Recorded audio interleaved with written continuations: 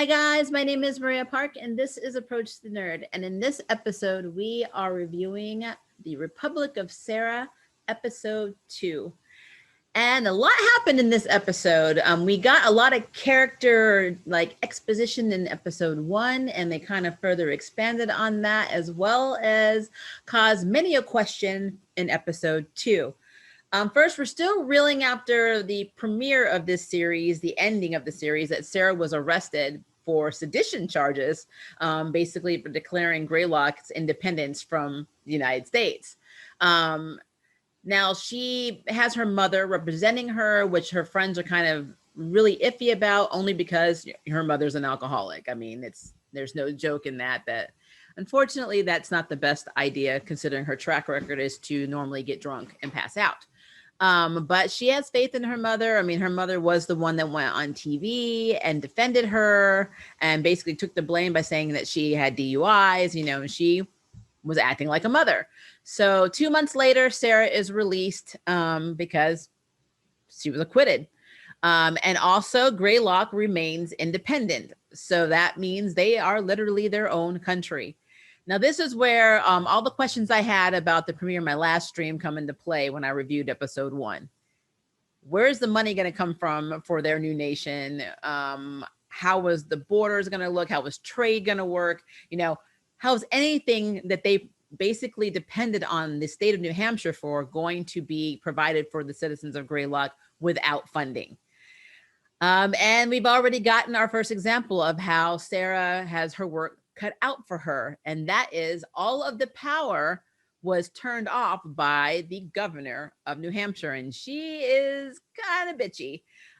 She has some history with Sarah's mother. So I kind of feel like she's using the Sarah and the Greylock independence thing to basically kind of get back some of the stuff that her mother probably did to her. So definitely some grudges there. But that means that Sarah has to figure out how to restore power to all of the citizens of Greylock, which I still thought was really messed up by the governor in general. She's worried about her constituents. She wanted to, sign this, contract with the corporation. And yet we have hospitals with people in intensive care in Greylock, and you turn the power off. Yes, they may have generators, but still, I mean, that is absolutely insane to me. So yeah, there's that. There's also basically, where are they getting the money in general, because they have no state funding now because they are no longer a state. So, but I do love that she had a creative, basically a creative method of going to this wind farmer who's kind of like, he's kind of an anti-government, almost conspiracy theorist, but he owns a wind farm. And of course, wind generates electricity. So she goes to him and asks for help. And she has to use Bella as a French translator because she doesn't speak French. And this guy is from Quebec. And he does agree to give them power, but he writes down an offer and it's more than she can afford. And this is when the next problem of her leadership comes into play. We all know that her best friend Grover has always been there for her and they have feelings for each other, but he's kind of held back by something in his past. And the episode 1, they made it feel like maybe it was a relationship that just went wrong and his wife just or girlfriend or whatever the relationship was just left. But now we know it was his wife and that she passed away and that he had built a house for them. And he's basically stuck in the past. And unfortunately, Sarah had to go into the town and basically try and figure out a way of raising the funds so they could have, their electricity back. And Lydon wanted something basically that was underneath the foundation of Grover's house. And so she authorized for his house basically to be knocked down and destroyed.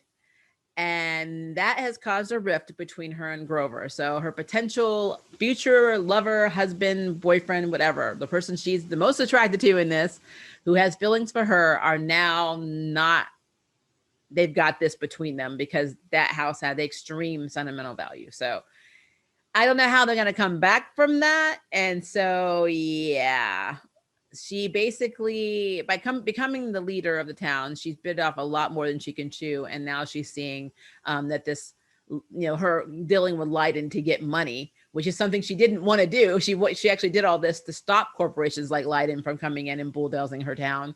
She had to go to them to get money to fund the wind farm to get electricity for her constituents. So yes, being a leader sucks. I do like the fact that we got to see Bella and Maya and Tyler again. And initially, Maya has problems with Bella. She thinks she's entitled and is basically given everything she wants, which is kind of true. Her dad is very like demanding though, and he has basically mapped out her entire life for her. And you can see that Bella is already suffocated by him. And the whole attitude that Maya has towards her, because you can literally tell that Maya has a very disinterest in getting to know her and being friends with her. She just thinks she's a spoiled little brat and doesn't understand what it's like to survive. So yeah, I love the fact that they were all able to work together, in protests. And, they both, like her, Tyler, who she's now dating, and Maya are now friends. And Maya's seeing Bella as being someone who's not, she's not the rich, stuck up, entitled girl that she thinks she is. And Bella actually helped them, with their protests at the cost of no longer being able to go on her school trip to Montreal, which she was really looking forward to, because her dad grounded her. And he doesn't like her hanging out with Tyler, or the father doesn't like her hanging out with Tyler and Co, because he feels like they're a bad influence, which I honestly think Hunter was the bad influence because he was an a-hole. I'm on the fence about his character. But that was I guess that was the kind of guy that was acceptable to her dad. So like, I don't understand the father. The father is just very strange to me in this. So Bella's dad, he just needs to move it further into New Hampshire. That's basically what I'm saying with that. And then of course we have the whole Danny and Corinne thing, where Danny is still in town and is, still trying to put out fires for Linden because of what happened with, Greylock becoming independent, and their stocks are apparently going down. Their image is not doing well. So he's trying to put out fires for that. Corinne, apparently, and him still have this unresolved business because, again, he did leave. I think they were engaged and he just up and left. No explanation or word why. And now he's back in town. And she has a son who I am 1,000,000,000% certain is her son. Josh is definitely Danny's son. There's a scene where he goes and sees Josh, and they have like this little conversation. And I mean, I don't know. I just felt like that was his kid. And that Corinne just told another man that was his kid, probably. Or maybe the guy knows, the one she's married to now. But what got me is Corinne went to the hotel room in this episode to talk to Danny. Even after saying she wanted nothing to do with him in the last episode, she went to talk to Danny. And then when he opened the door and she's like, "Can I talk to you?" I don't know what she was going to talk to. I mean, it almost looked like she was about to leave her husband for him. And then there was a woman, and it was his fiance.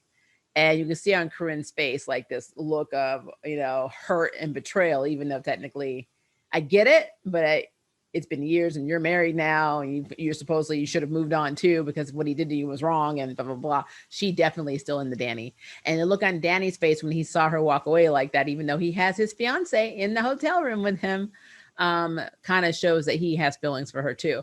But I think the deep, dark secret and the elephant in the room is Josh. He's going to find out that is his son. He may be in his feelings about not knowing, but at the same time, he didn't leave. So he, when was she going to tell him? So there's a lot going on with that. I know there's more secrets to come. They just focus on certain characters in this episode. So I am very excited for what's going to be happening in episode 3, because the episode ends with the mayor deciding, since they have power now, well, I'm just going to shut off the border. So now you can't come to any of your bordering countries. So you are no longer allowed in the US or in Canada, because Canada's doing the same thing. So they're basically boxing them in. It's almost like they have, it's the pandemic and they're being quarantined. They just can't leave. There's no, they're not allowed to leave Greylock. So they're trapped inside their town. So that's interesting. So I'm really loving how this is going to play out, especially since people from Leiden are still in there. How are they going to leave? Unless they get passes, I guess, from the mayor to go through the US, or the governor to go through the US. So this is like one problem after another. And from what I can see, it looks like Bella, Maya, and Tyler are all gonna basically chain themselves and protest, to the the barricades. So I'm looking forward to it. This episode was really, really good. The only other thing I would say about it is I know that Sarah's mother came through it for her and got her acquitted, but now she wants nothing to do with the politics part where she actually needs her mom because she's worried it's going to cause her to go back to drinking because that's how she went into drinking in the first place and apparently abusing abusing Danny. So yeah, I want to see how that plays out. There's a lot going on. Sarah's literally leading it by the seat of her pants. Yes, she has a lot of history knowledge and she was a teacher, so she's very intelligent and knows how the government per se works. She still has no idea what she's doing. And I think this is a very entertaining series because I don't think anything like this could actually happen in real life. And I'm just trying to see how far they can get away with suspending our disbelief before we start calling BS. So yeah, great show. But I want to know what you think. So leave me a comment below and let me know. And if you would like to sign up for Jury Duty, hit the subscribe button. If you'd like news next on the bell, and the notification bell. Until next time, I can't wait for you to approach the nerd. Bye, guys. Thank you for watching my video. I really appreciate it, but hey, the party doesn't have to stop now. Click on one of these videos and keep it going.